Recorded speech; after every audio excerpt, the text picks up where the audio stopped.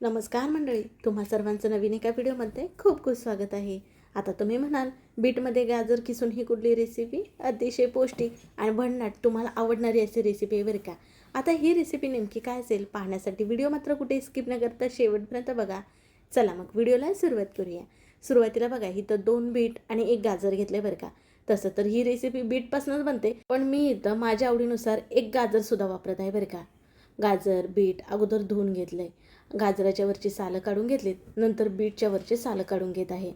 तुम्हाला हा पदार्थ किती प्रमाणामध्ये करायचा आहे ना, त्याच्यानुसार ह्या बीटचं आणि त्याचबरोबर गाजरचं प्रमाण घेऊ शकता. गाजर शक्यतो करून 1 घ्या, अगदी नाही वापरलात तरीसुद्धा चालेल. पण बीटाचं प्रमाण तुम्ही वाढवू शकता. तसे तर मी तुम्हाला बीटचे ह्याच्या अगोदर वेगवेगळे प्रकारचे व्हिडिओ शेअर केलेलेच आहेत, जे की ते तुम्हाला फार आवडलेत. म्हणजेच की बीटचे लाडू, त्याचबरोबर बीटची बर्फी, त्याचबरोबर बीटचा आपण केक केला. असे बरेच व्हिडिओ आपल्या चॅनलवरती अपलोड आहेत बरं का, पाहायला विसरू नका. तर आजसुद्धा आगळा वेगळाच व्हिडिओ घेऊन आलेले बरं का तुमच्यासाठी. अगदी घरच्या घरी तुम्ही करू शकता. आता बघा बीटच्या पुढचा पाठीमागचा भाग काढून झाला आहे आणि बघा हे 2 बीट आणि गाजर हे जरा बाजूला आपण ठेवूयात. आणि ह्या बीटच्या वरची साल किंवा गाजराच्या वरची साल निघाली ना, ही टाकून द्यायची नाही बरं का. तुम्ही ना ह्याचा फेस पॅक वगैरे करण्यासाठी किंवा स्किन केअरसाठी का नाही वापर करू शकता. खूप छान असा फायदा होतो. आता आपल्याला हे बीट आणि हे गाजर ना खिसून घ्यायचे आहेत. सुरुवातीला आपण बीट खिसून घेऊयात. अगदी तुम्ही बारीक बारीक चिरून घेतला तरी चालेल, नाहीतर हे मी मिक्सरला फिरून घेणार आहे. पण बारीक खिसल्यामुळे का नाही एकसारखा खिसला जातो आणि बीटचा रस आहे जास्त प्रमाणात चांगला निघतो. त्याच्यामुळे इथं मी खिसून घेते. तुम्हाला बीट खाण्याचे फायदे माहिती आहे का हो? सांगावे तितके कमी आहेत बघा. आपल्या आरोग्यासाठी बीट हे खूप फायदेशीर ठरतं बरं का. बीटमध्ये ना व्हिटॅमिन सी, फायबर, त्याचबरोबर लोह, फोलेट भरपूर प्रमाणात असते. त्यामुळे ना रक्त वाढते, रक्तदाब नियंत्रणात ठेवते, त्याचबरोबर पचनक्रिया सुधारते, यकृत स्वच्छ करते. बीट शरीरातील विषारी घटक बाहेर टाकते, त्यामुळे त्वचा चमकदार आणि निरोगी बनते बरं का. इथं आपण घेतलेली दोन्ही बीट खिसून झाले. आता गाजर खिसून घेऊयात. गाजर हे पोषक तत्वाचं भंडार असून त्यामध्ये डोळ्याचे आरोग्य सुधारते, रोगप्रतिकारशक्ती वाढते, पचनक्रिया सुरळीत राहते आणि वजन कमी करण्यास मदत होते बघा. त्यामुळे नाही इथं बीटामध्ये मी 1 गाजरसुद्धा वापरत आहे. अगदीच तुम्हाला नसेल आवडत, नसेल वापरायचं, नाही वापरलात तरीसुद्धा चालेल. तुम्हाला बघा आत्तापर्यंत आपण कुठली रेसिपी करत आहोत हे नव्हतं सांगितलं. तर आज आपण अगदी मऊ लुसलुशीत तोंडात टाकता विरघळणारा बीट हलवा करत आहोत बरं का. याच्या अगोदर शिवाय मी तुम्हाला ना आपला मोठा भोपळा असतो बघा आपण ज्याच्या घाऱ्या करतो, त्याचासुद्धा तुम्हाला हलवा मी दाखवलेलाच होता. तर आज आपण बीटचा हलवा करूयात. इथं आपले बीट खिसून झालं आहे, त्याच्याबरोबर गाजरसुद्धा खिसून झाले. आता इथं मोठं मिक्सरचं जार घेतलं आहे आणि त्याच्यामध्ये खिसलेलं बीट आणि गाजर संपूर्ण काढून घेणार आहोत. आता मिक्सरला पाणी न घालता सुरुवातीला आपल्याला वाटून घ्यायचं आहे. तुमच्याकडे जर वेळ नसेल, घाई असेल तर तुम्हाला सांगितलेलंच आहे, बीट न खिसता घेतला तरी चालेल, कारण आता आपण मिक्सरला फिरवणारच आहोत. बारीक बारीक एकदम चिरून घेतलात बीट चालेल बरं का. पण इथं खिसल्यामुळे आपण हे मिक्सरला बारीक करत आहोत ना, तर लगेच ते बारीक होतात. पाववाटी इतकं पाणी घातलं आहे आणि मिक्सरला फिरवून घेतलं आहे बघा. आता ही तयार बीटची पेस्ट ना आपल्याला गाळणीने गाळून घ्यायची आहे. तर खाली एक भांडं ठेवलं आहे, वर गाळण ठेवलं आहे आणि बघा तयार केलेली ही पेस्ट आपण ह्याच्यामध्ये काढली.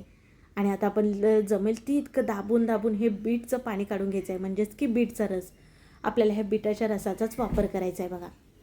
आणि ह्याच्यामध्ये ना पाणी जास्तीच वापरायचं नाही, कमीत कमी पाणी वापरायचं आहे. आता मिक्सरलाही मी एकदाच फिरून घेतलं, पण वर जे बीट आणि जे गाजर आपला चोथा उरला का नाही, त्याच्यामध्ये आणखीन सत्व आहे बघा. त्याच्यामुळे आणखीन एकदा मी छोट्या मिक्सरचं भांडं घेतलं आहे आणि त्याच्यामध्ये हा चोथा इथं काढून घेत आहे. आणि थोडंसंच पाणी घालून एकदम बारीक असं वाटणार आहोत, म्हणजेच की आणखीन आपल्याला रस मिळेल ह्याच्यातनं म्हणून. पण पाणी कमी वापरायचं बरं का. आता अगोदरच्याच मोठ्या मिक्सरच्या भांड्यामध्ये पाणी घालून ह्याच्यामध्ये घातले बघा आणि मिक्सरला एकदा फिरून घेतलं. मस्त इथं पेस्ट झाले बघा. आता आपण हे सुद्धा गाळणीने गाळून घेणार आहोत. म्हणजे जितका निघेल तितका आपल्याला ह्याच्यातला रस काढायचा आहे बीटचा आणि त्याचबरोबर गाजरचा. आणि पूर्ण वरतीनं चोथा ठेवायचा आहे.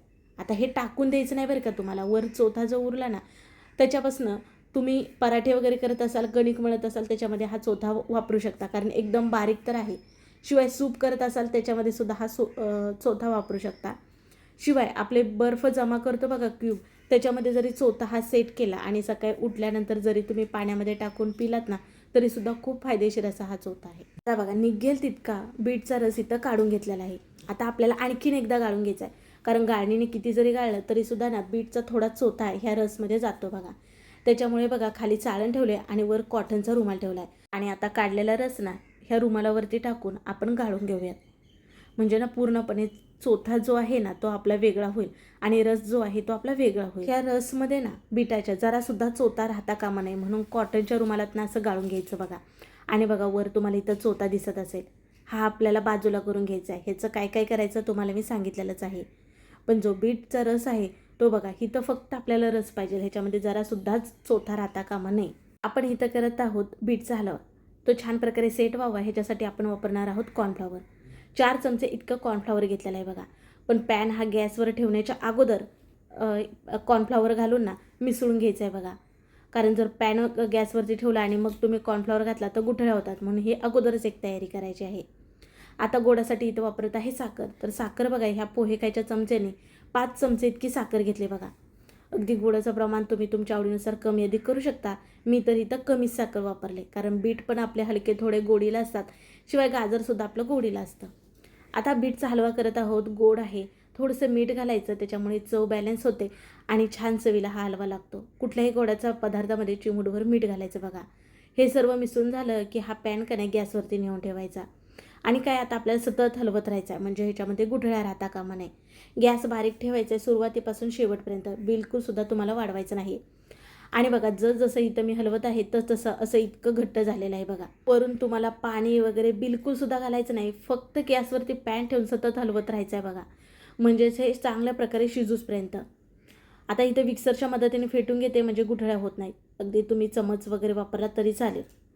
आता हे शिजले कसं ओळखायचं हेच देखील तुम्हाला मी पुढे सांगते बघा. आता जवळजवळ असा घट्टपणा येऊसपर्यंत ना साधारण एक 10 ते 12 मिनटं लागतात बघा आपल्याला. ह्याच्यामध्ये कुठलाही रंग वापरायचा नाही. बीटचा स्वतःचा असा रंग असतो, त्याच्यामुळे आपला जो बीटचा हलवा होणार आहे छान रंगीत असा मस्त होतो बघा. आता अगोदरपेक्षा आत्ता बघा किती घट्ट झालेलं तुम्हाला दिसत असेल. मस्त डार्क काळसर असा रंग आला आहे बघा. आणि हे शिजलेलं आहे कारण घट्ट झालं आहे बघा. आता ह्याच्यामध्ये आपल्याला घालायचे ड्रायफ्रूटचे काप. तर इथं मी काजू बदाम ह्याचे काप घातलेत आणि मिसळून घेत आहे. पण तुमच्याकडे जर मगजबी असतील ना तर ते घाला, छान चवीला लागतात बरं का. पण सध्या माझ्याकडे मगजबी नव्हते का नाही, म्हणून इथं मी ड्रायफ्रूटचेच काप घातलेत आणि मिसळून घेतलेत बघा. कारण ज्यावेळेस आपण हलवा खातो त्यावेळेस हे ड्रायफ्रूटचे काप दाताखाली आले ना खायला खूप छान लागतात. आता ह्याच्यामध्ये 2 चमचे इतकं तूप घातले बघा आणि हे मिसळून घेऊयात. जरी आता तुम्हाला हे पॅनला सगळं चिटकलेलं वाटत असलं तर आता आपण तूप घातलं ना तर छान एका ठिकाणी ह्याचा गोळा होतो बघा. फक्त आपल्याला हे फटाफट चांगलं मिसळून घ्यायचं आहे. तुम्हाला जर आवडत असेल तर थोडीशी इथं वेलची पूड घातलात ना तरीसुद्धा चालेल, किंवा थोडेसे भाजलेले तीळसुद्धा घालू शकता, छान लागतात खाण्यासाठी. आता इथं बघा स्पॅच्युला घेतला आहे आणि बघा जे कडेला लागलं आहे ना ते इथं काढून घेत आहे. आणि बघा हे पॅन सोडत आहे अगदी सहजपणे, म्हणजे हे शिजले असं समजायचं. शिवाय आणखीन एक ट्रिक तुम्हाला सांगतेच पुढे. बारीक गॅस ठेवला आहे, आणखीन थोडंसं आपण शिजू देऊयात, म्हणजे छान घट्टसर असा गोळा होऊ देऊयात. तोपर्यंत हा हलवा आपल्याला ज्याच्यामध्ये सेट करायचा आहे तर ते इथं भांडं घेतलं आहे मी. इथं छोटी डिश घेतले. अगदी तुम्ही चौकोनी केक टीन घेऊ शकता, किंवा चौकोनी जर तुमच्याकडे ट्रे किंवा डबा स्टीलचा असेल तो वापरू शकता. इथं मी डिश घेतले, त्याला तूप लावून घेतलं आहे आणि काजू बदाम आणि तीळ घालून घेतलं बघा. आणि गॅस इथं बारीक ठेवला होता आणि बघा अगोदरपेक्षा आणखीन इथं घट्ट झालं आहे, म्हणजे एका ठिकाणी बघा असं गोळा झालं आहे. शिवाय पॅनला सुद्धा सोडलेलं आहे आपलं. आणि इतपत घट्ट होईपर्यंतच आपल्याला गॅस चालू ठेवायचा आहे. आता गॅस इथं बंद करायचा आहे, तुम्हाला दाखवतेच मी. आता हे मिश्रण झाले कसं ओळखायचं, तर थोडंसं डिशवरती घ्यायचं आणि हातावरती ह्याची अशी गोळी बांधून बघायची. बघा गोळी बांधली जाते, म्हणजे समजायचं ह्याच्या छान आपल्या ज्या वड्या पाडणार आहोत आपण त्या पडतात असं समजायचं. आणि बघा हे कसं एका ठिकाणी आलेलं आहे, घट्ट झालं आहे बघा. आता हे परफेक्ट आपल्या ह्याच्या वड्या पडणार आहेत, ह्याच्यात काही शंकाच नाही. आता चला हे गरमागरम आहे ना तोपर्यंतच आपल्याला सेट करून घ्यायचं आहे. तर इथं बघा डिशमध्ये ना आपण अगोदरच तेल लावून ड्रायफ्रूटचे थोडेसे काप घातलेत. मग तयार केलेलं हे मिश्रण घालायचं आणि सगळीकडे हलकं असं पसरून घेऊयात आपण. हे गरम गरम असतानाच करायचं आहे बरं का. थंड झालं तर हे जरा घट्ट वाटतं, मग पसरता येणार नाही, तुमच्या वड्या पडणार नाहीत म्हणून.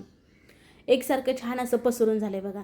आता वरूनसुद्धा इथं ना मी काजू बदामाचे काप घालते आणि थोडेसे तीळ भुरभुरून घेत आहे बघा. आता ना हे वरून थोडंसं असं दाबून घेऊयात आपण, म्हणजे ड्रायफ्रूट जे आहेत ना ते चिटकून बसतील म्हणून. आता हे खूप गरम आहे, गरम गरम असतानाच आपण हे थापून घेतले बघा. आता आपल्याला हे थंड करून घ्यायचं आहे. साधारण 1 तास 1.5 तासामध्ये हे थंड होतं. अगदी जास्त वेळात थंड होण्यासाठी लागला तरीसुद्धा चालेल, पण फ्रीजमध्ये ठेवायचं नाही बरं का, कारण का ओलसर होतं का नाही म्हणून. फ्रीजच्या बाहेरच इथं बघा 1.5 तासामध्ये हे थंड झालं आहे. मग ह्याच्या कडानं जर अशा सोडून घ्यायच्या आणि ही डिश अशी पलटी करून घ्यायची. आणि बघा अगदी सहजपणे निघलं जातं. वाव, बघू शकता. अगदी तुम्ही ना केक टीन गोल जर असेल ना तुमचा, तर जास्त प्रमाणामध्ये केलात आणि केकसारखं कट केलात ना तर दिसायला एक नंबर दिसतं बरं का. आता इथं ही जर मी थोड्या प्रमाणामध्ये केले. आता आपल्याला हे कापून घ्यायचं आहे. तर इथं मी चौकोनी आकारामध्ये कापून घेते. अगदी तुम्ही डायमंड शेप म्हणजेच की आपली काजू कतली असते त्या आकारामध्ये सुद्धा कापून घेऊ शकता.